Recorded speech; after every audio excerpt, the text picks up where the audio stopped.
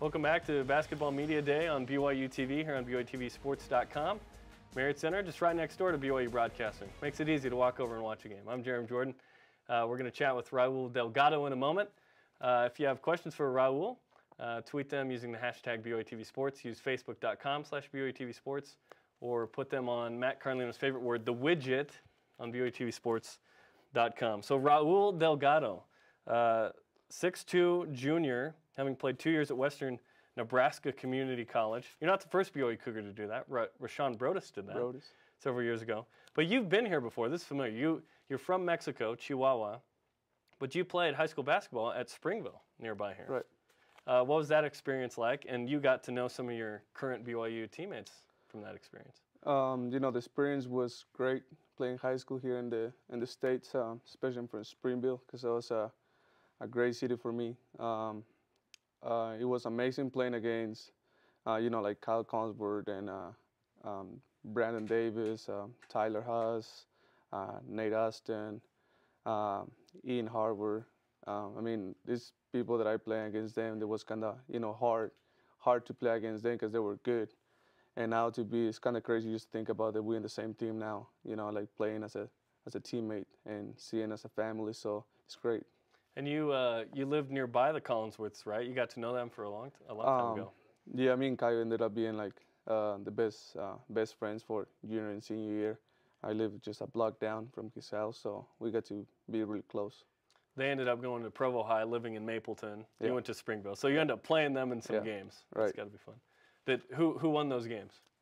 Unfortunately, Provo did. Yeah, they were pretty good. Yeah, they were pretty good. With Davies, it was and a year that we were close to beat them by 2 points, but yeah, that's the closest we got. So you play at Springville. You live with the family in Springville. Your family's back in Mexico. Right. And then you decide to play at Western Nebraska Community College. What was it about that place that drew you there? It was I just wanted to go somewhere new. You know, like I wanted to get out of the state for a little bit, and I knew I had to focus on the school and basketball, and the only place I could do that was in a small school. And Western Nebraska Community College was a really small school where I could just focus on basketball in the school, and it turned out to be the best option that I had. And actually, the program is really good. A lot of coaches, you know, team.com actually told me about.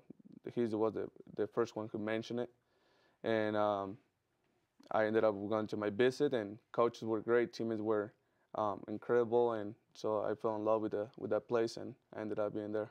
How familiar, having gone to Springville, were you with BYU, and did you ever think you'd play at BYU? No, I didn't think that I would play here at BYU. I was thinking some other schools, and but at the end, BYU was the best option I had. I had some big schools too, but it felt right to be here at BYU, close to my family, and you know I already knew like half of the team already, so why not to be part of the team? You're a newcomer, but you're not that new. Yeah, you know people in this place already. You average 18 points a game playing for the Cougars. That's the same as well, Western Nebraska. So you make 12 threes in a game and you score 45. We thought Brock Zylstra's performance was good. You know, 8 for 8, 6 of 6 threes. You make 12 threes. What was that like in that game?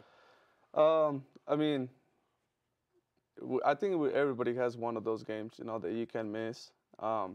And you have, of course, your team and the coaches encourage you to shoot and shoot, you know. And once it's gone, it's gone. And I didn't really realize how many threes I have scored until they said in the announcement. They announced that I had broke the record of the school and the junior college. So I didn't even know they had 12 threes. You know, once you're in the game, you just focus on the game and trying to win it. And I mean, that's all about it. That's when you know you're having a good night. You lost track of how many threes you made. Right. That's when it's good. Absolutely. Okay, you're number 1. Why did you pick number 1 as your jersey number? I picked number 1 because 22 was actually my number, high school, junior college, and unfortunately he retired. Danny? Yeah. Then in Mexico was number 11. He's retired as well. So I kind of had a bad luck coming into here with the numbers, and when they give me the choose of numbers, the one that they have already have, number one just felt like was the best one, to choose from. If I'm not mistaken, Rashawn Brodus wore number 1. I'm trying to think about that, but that's a fun little connection there. Yeah. What attracted you when Tim Lacombe recruited you and you came here and you met Dave Rose in this place? What made you think, you know what, I want to play for BYU? I would say the atmosphere, great coaches, great people, honest. I knew for a fact there wasn't going to be much trouble in here, and the team has a great record every year. They always go to the tournament. Families close, and so there was so many options, positive options that I could find here at BYU, and that's why I went for it. BYU can always use another shooter. That's right. That's for sure. What did you work on this summer to improve your game coming from Western Nebraska to BYU? We all work on defense, coming out of ball screens, a lot of defense stance, quickness, dribbling, making shots with the tough obstacles. We work all the way around. We just not focus and just making threes. No, we focus all the way around, rebounding, boxing out, and all the the basic stuff. Gotcha. Who would you say you pattern your game after? Is there a player that you like that you say, I want to have my games like his? I look a lot to Derrick Rose. Mm-hmm. I love how he plays, his intensity, and he's always trying to be one of the best. And he's one of the players that could be one of the best, but a lot of people focus, on LeBron James and Kobe Bryant, and they don't really focus on the players who actually play the sport as 100%, giving everything on there. And Derrick Rose, coming back from injury, it'll be exciting to see how he does this season. But in terms of your style of play, since we know you can shoot, 12-3 says that. What's your style of play? How do you like to play the game? And where will we find you on the court? Wing player, shooter? Yeah. Junior college I play 1, 2, 3. I'm a really good defender player. I was defensive player of the year in high school. I was defensive player of the year for my conference in junior college, as well as at the offensive one and the MVP of all Nebraska. I was All-American. All my game is just all the way around. I'm just focused to be a great shooter. I'm a player that like to be all the way around. Great defender, passing. The guy who hassles for the plays, the one who goes to the floor, the ones who try to get every rebound that he can. And I'm just all the way around. I'm all about to be a pretty complete player. If you do everything that you said right there, I'm pretty excited to see you play. with everything you just mentioned. Let's get to some of the social media that wants to pipe in. And you kind of mentioned this already. Mac Nielsen says, Raul, with the departure of Charles Abuo, the team needs someone to step up and guard on the perimeter. Will you be that guy?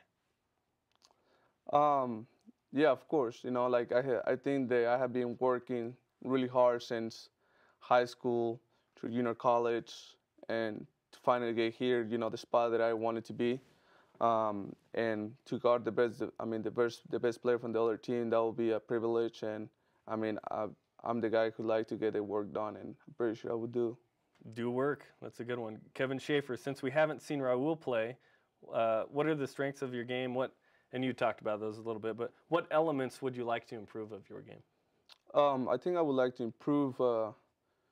That's a hard question because we all as a player we try to improve every aspect of our game, I would say to be anything to get a W. It's all about winning, and if we're doing a poor job and defensively, work on that. If we're doing a bad job doing offensively, we want to work on being offensively. So I think it's all the way around. Depends how we perform. If there's any Spanish speakers this year that have served missions, would you prefer that they say something to you in Spanish? on the court, or you're going to be cool with all the English? I mean, I don't mind. You know, I've been here already for, this is going to be my 5th year. You got it down. Yeah, kind of. Still kind of learning, you know.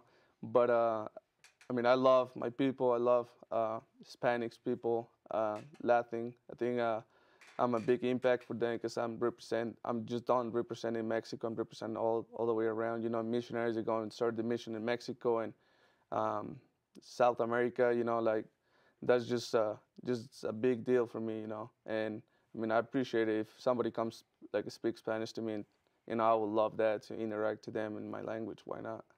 Guaranteed, the student section comes up with some good stuff. I'm sure. I promise you, they'll bring it. They always do.